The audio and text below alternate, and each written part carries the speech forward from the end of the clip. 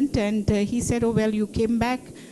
Why did you come back? So I said, because I love Goa and blah, blah, whatever. He says, okay, you know, I'm with my binoculars here. Someone's cutting the mangrove over there. And if I'm not mistaken, your family has property somewhere in the vicinity. So how do I help? I had no clue. I didn't know how to go about with all these things. But I learned from the best. So in 2009, we had 5% of the villagers supporting. Prajal Sakadande, along with Father Bismarck, were constantly over there in the panchayat and all that. And I was just doing the paperwork here and there. 2009, they were all promised jobs. And then when one question was said to them, there is a shipbuilding yard down a little bit further near Pilgaon. How many Goans are there? Korna, a supervisor person by law. So we said, so are you all being promised jobs over here? Will you all get the jobs? So that was one of the issues. They were getting jobs, and then they figured out, okay, we are not going to get jobs. So by the year 2012, there were about 70% of the villagers who were against this big project. However, we still don't know how this company or this gentleman, the owner, managed to put this project into the regional plan. It is there, stuck. We just cannot figure out when it came out. It has to be between 2007 and 2009 that he inserted the project in. So the participation of the villagers, what have they done? They have actually put a stop work order. They've been issued stop work orders by the CRZ, by the NGT, and by everything. But today was the saddest day that I had. I remember a year and a half ago, a group of clowns stood in front of the Vedanta office in Pato. And it was during some advisory board meeting, and all over the world there were protests against Vedanta. So this group of clowns were in front of the office of where Vedanta is, Sezagor, and their CEO came down, and he was really confused. Why are these clowns here? So then when he asked them, who are you? They asked him, who are you? And when he said, I'm the CEO of Vedanta, so they went in chorus, Vedanta, Vedanta, Vedanta. And then it struck the clowns, oh, you are the guys who have taken the hills away. Take away all our hills. Take away all our hills. And they made a little bit of a skit on that. Today when we read the papers, it says all our eco-sensitive zones for which we have been fighting can be, just press the button, you can start all in kinds of ecotourism. This is the back door to exactly what's going to come on that Narwa belt. So as Dr. Ramaya has said, that whole area is got means the aquatic life. There used to be tisrio and all that, crabs and everything. It's all coming down. In Shorround, Shorround was famous for mussels and tisrio. Tisrio Chabaji, famous in Shorround. Yeah, where is that? I don't know now. There's absolutely no Baji also left. So these are the things. Our whole aquatic life in and around the islands is actually going down considerably. So it is very depressing what the government has done in the last 3 to 4 days, from the time we stood on the Mapsagiri road to today, that they can bypass everything. And I feel, at this point of time, I feel, convert korat. Yeah, just convert everything to your heart's content, and then how much can they eat? How much can they take away when they die? Yeah, they cannot take all that away. And then hopefully let sense come into them. That's all I want to say. Thank you, Lisa. I now invite Mr. Blaise Fernandez to share his concerns. Thanks, Talula, and thank you to all the panelists over here and the rest of you. Thank you very much for being there. I'm quite heartened to see such a response, and special thanks to Armand for organizing all this. Now, I'm sure that we are all aware that these are red line times, these are danger zone times. As the punchline on the first page of this says it's now or never. So, how do we go about it? We all know there is a problem. How shall we tackle the problem? In the first place, let's imagine that you know there's a tsunami coming and someone just says there's a tsunami coming. The thing is, the reality has to sink in. If you really can imagine the tsunami hitting you and finishing off your family, that's the time you're going to wake up and take, preventive action, get to higher ground or whatever. What I sincerely think is happening in Goa is that we know there's a problem, but this is a very slow-moving problem, so you don't really realize the whole impact of what it's going to do to you over a period of time. And that does not, how should I say, elevate our responses. And what we need for this is education from others to ourselves, from ourselves to ourselves. Because, like respected Dr. Ramaya said,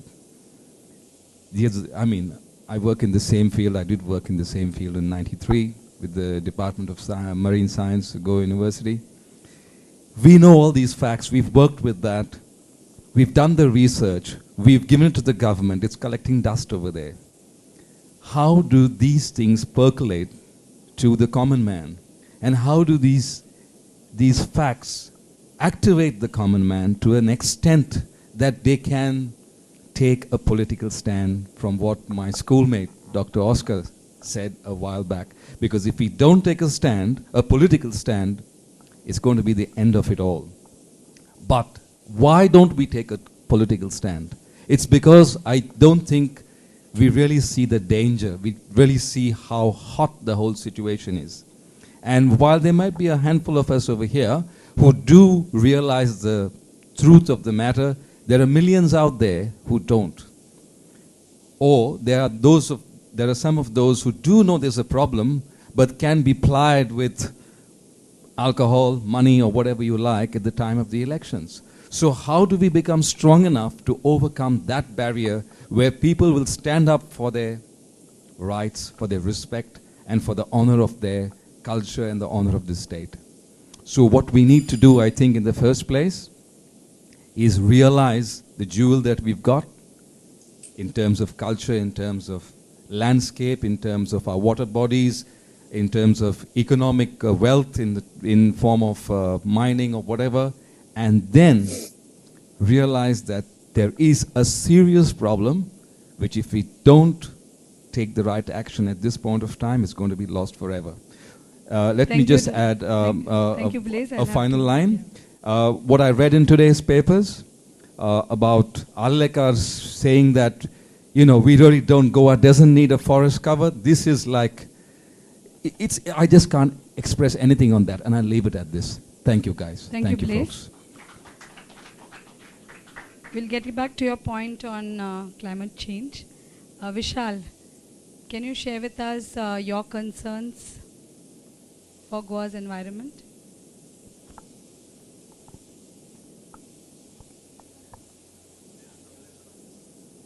I too was just a concerned citizen, and we know through education what we are all making, like save water charts in school and participating in environment clubs in colleges. But when the situation comes to your doorstep, then, which had happened with me when I was in Delhi, and now that I'm in Panjim, you couldn't ignore it. You can't just be discussing it amongst friends. You had to, each citizen, at some point has to take a stance. And, and we can't leave it till the system changes, So you have to get up, no matter if you're not an environmentalist. There are designers, media creators who will use their tools to bring about awareness, create a movement around it, or spread awareness. So I've been active in small ways like that. Talking about when the situation comes to the doorstep. So somebody was telling me an interesting story about how the opinion poll was won, because the party in power, the MGP, was in favor of merger with Maharashtra. And but when the vote was put to the people, this is the only time it has happened in this country that the people have voted directly. The thing is, Maharashtra had prohibition, and so all the toddy tappers, the feni makers, the cashew growers were going to lose their livelihood. So so they all then voted in favor of independence. So it had come right to their doorstep. Another thing, also just today morning, one of the announcements was Sheto as the state fish, right? So that I'm told is the estuarine fish. Yeah, Shoto. Shoto. Okay. And that, just like the crabs, it is breeding in these areas which are the places where it gets more easy, very, very fragile regions. And so then, if you'll be eating that, then you're going to be very, very sick, So when it comes to real livelihood, to culture, the way of living, you can't really, just hope that, something will happen and you'll write a plea to the government and things like that. The other thing I would really like, I've seen Talula work really hard, and her thing is start individually and start doing the small changes which you can do. And I see a great amount of enthusiasm in Goa. They're concerned citizens doing so many things, but they're battling their own government, what they should be doing, which is such a stupid thing. Like, you are trying to save your land, but you're fighting your own government. So I think one of the radical things to happen would be where we are not so longer dependent on them, where the power is decentralized. Yeah. So I think this movement, what people are fighting for with the regional plan and everything, is the 73rd, 74th Amendment about the repealing of the TCP Act 16A. So that really makes the local body more powerful. Then we can stop complaining and start doing. So everybody starts participating in governance, in looking after the villages. And then when we have the might, we have the tools to do what we want, we can stop complaining. Then it's our job, not the government's. Thanks, Vishal. We'll get back to you on those points. I'd like to ask Dr. Oscar a question now, because now I'm looking for solutions. Okay, we've done enough of complaining and raising issues. So this will be action-oriented, and we will take these forward, Whoever wants to take it can join us. Yeah? So Dr. Oscar, let's say we have a new government with young people and everybody, but they don't take ownership of their land, their own motherland, their own environment. How do we expect to make a change? I didn't get your question, Tarula. If you have a See, new if you look at the current government, they don't know what they have. They don't value what they have, right? So how do we encourage this amongst the young aspirants for joining the government? See, it's simple, and of course it's sort of infernally complex. The point is that, at least to whatever kind of little political study that I've done over the last 2 decades, that one is politically aware of situations, whether it's the Congress or whether it's now the BJP, the people of Goa have continually kept rewarding legislators who are exactly the antithesis of what we are talking. So you have the Babush Mausarats who will win, you'll have, I'll name them, you have the Vishwajit Ranis who will win, you'll have the Manohar Parrikars who will win, you'll have all these guys who will win, who might, when in opposition, they might speak any number of things, including our good friend Vijay Sardesai, who from 2007 and 2012 never spoke about these issues. But the point is that the people of Goa keep rewarding legislators who do exactly what should not be done. Right. So if that is the reward, I don't blame the legislators. They know that the moment they pass these kind of legislations, this is the way to get elected. So that is why I say that the intelligentsia, or the alleged intelligentsia in Goa, must take a political stance. I'll give you an example. To my mind, I may be wrong, but I don't care. To my mind, the only legislator I can see who completely stood for the environment,